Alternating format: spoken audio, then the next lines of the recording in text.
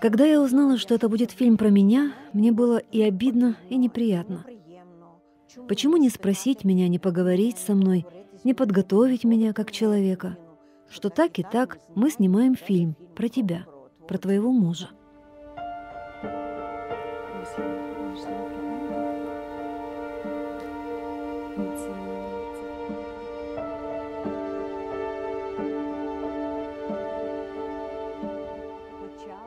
Начались атаки на квартиру.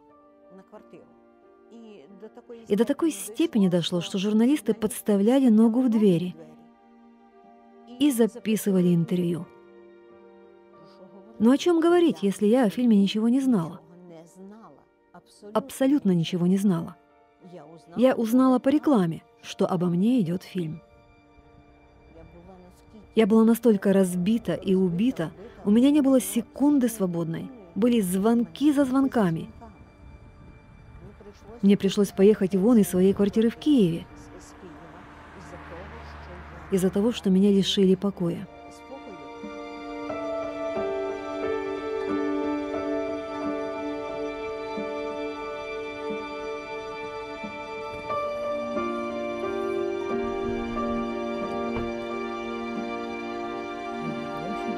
О, бабуля, попадете в кадр.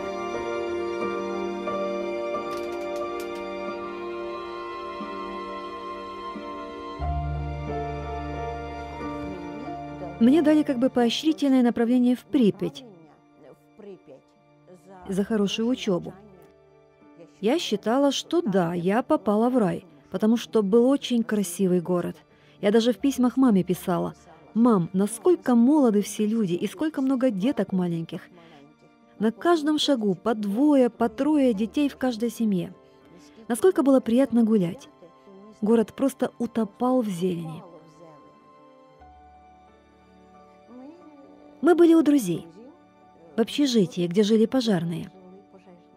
Сидели, пили чай на кухне, а Вася забегает, но он такой шустряк, он такой очень-очень-очень шустрый. Такой тра-та-та-та-та. Я говорю: «Господи, что это за трындычиха прибежала?» Я еще так посмеялась.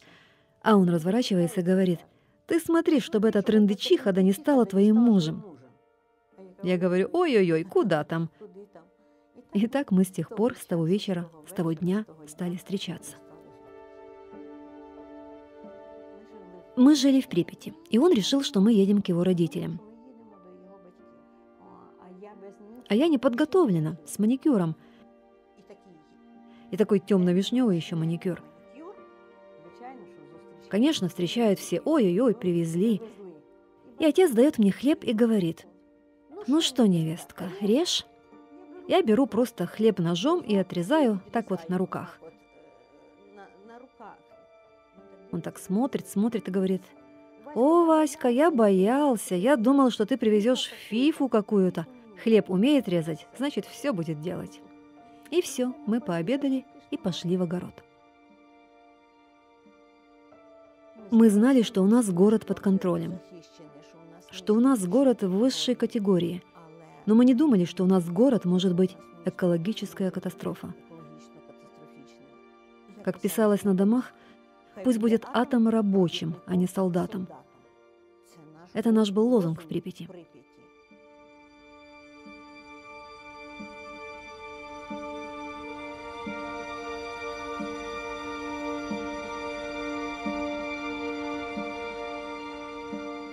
Авария произошла 26-го, а 28-го уже просто был ажиотаж и объявлена эвакуация. Тогда мы уже поняли, что это уже проблема, что это уже действительно катастрофа произошла.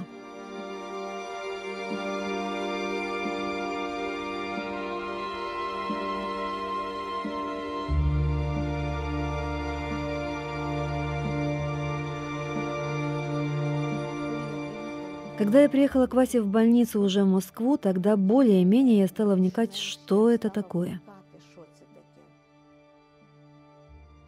Почему я сидела у своего мужа, зная, что я беременна? А как я могла покинуть своего мужа, скажите мне? Я считала, что мой ребенок защищен внутри меня. Насколько мы были неосведомлены, что такое радиация, что такое страшная экология. Да, говорили, что центральная нервная система поражена полностью. Но я этого не понимала. Я думала, ну подумаешь, будет немного нервный. Ну подумаешь, будет без волос, как волосы повыпадали. А если не отрастут, он спрашивал, Вася. Я говорю, да будем платочком вытирать, экономию шампуня. Мы смеялись, шутили. У нас не было, наверное, в мыслях, что это идет к какому-то завершению, к какому-то концу. Это вообще страх. Мне настолько было тяжело смотреть, мне настолько было больно. И это ложь в фильме. Очень много кадров несправедливых, неправильных. Показали в фильме, что Вася кричит, истерит. Нет, у меня Вася был настолько спокоен, терпелив, взвешенный. У него не было истерики. Мы были молодые, веселые. Просто мы не думали об этом. Это было 1 мая. Парад на 1 мая и все такое. Васе уже было очень тяжело, плохо. Он лежал в отдельной уже барокамере. Нас готовили к пересадке костного мозга.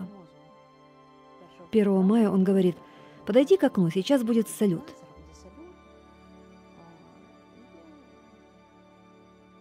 Открывай окно, так он сказал.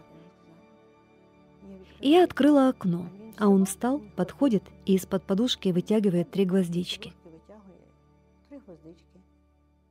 Это были наши последние цветы, которые он подарил мне.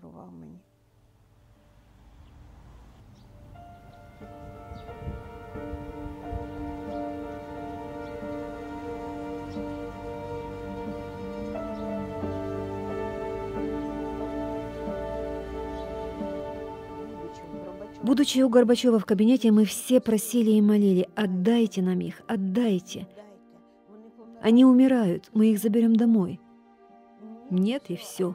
Они герои страны. Горбачев сам говорил.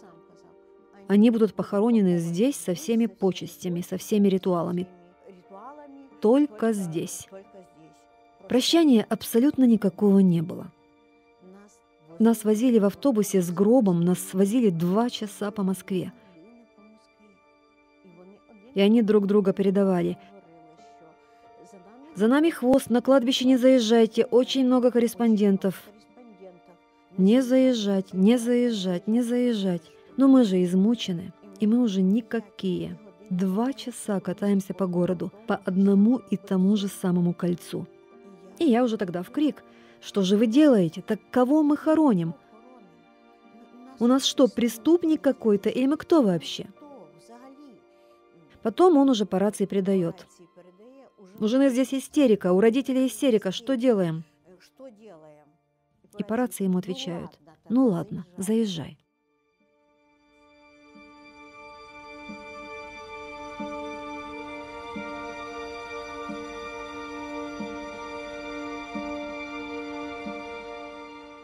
Самое страшное то было, когда привезли меня родители уже после похорон домой,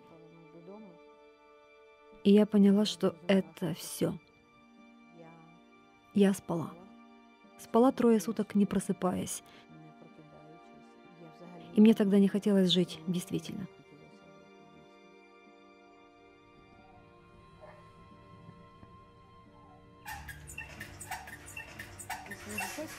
В 1986 году, это уже я жила в квартире, это был октябрь, к нам приходили из 5 стран мира, из посольств, представители. Они пришли в один день все. Но перед этим из управления внутренних дел, наверное, пришли люди и сказали, вот вам будут предлагать, но у вас все нормально, вы живете хорошо, у вас квартира, у вас есть жилье, все нормально. В 5 стран мира я могла поехать на 5 лет с предоставлением там жилья и работы. И, конечно, лечение. Это была Канада, Америка, Германия.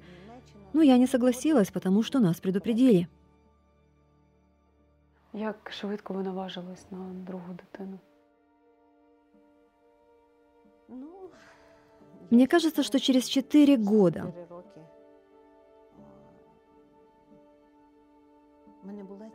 у меня была цель – родить ребенка. Потому что я понимала, что если у меня будет ребенок, у меня будет жизнь. У меня будет просто смысл жизни. Дети помогают жить.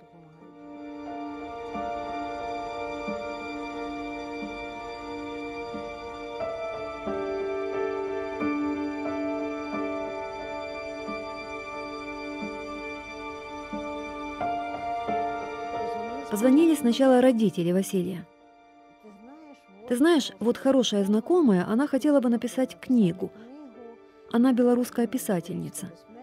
Они так и сказали мне. Я сказала, что оно мне не надо. Ну, Люда, ну что ты, давай, ну надо, мы уже пообещали. Ну, я и согласилась. Я отказать родителям не могла.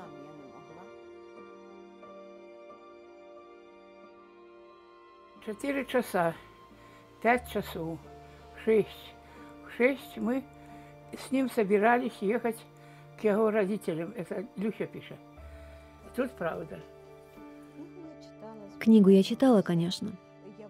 Я была не согласна со многими эпизодами, но Алексеевич сказала, что это художественная книга. Вы знаете, жизнь такая быстротечная. Прошла эта жизнь. Уже не задумываешься, что о тебе пишут, что о тебе говорят. Уже не обращаешь внимания, потому что времени нет на это.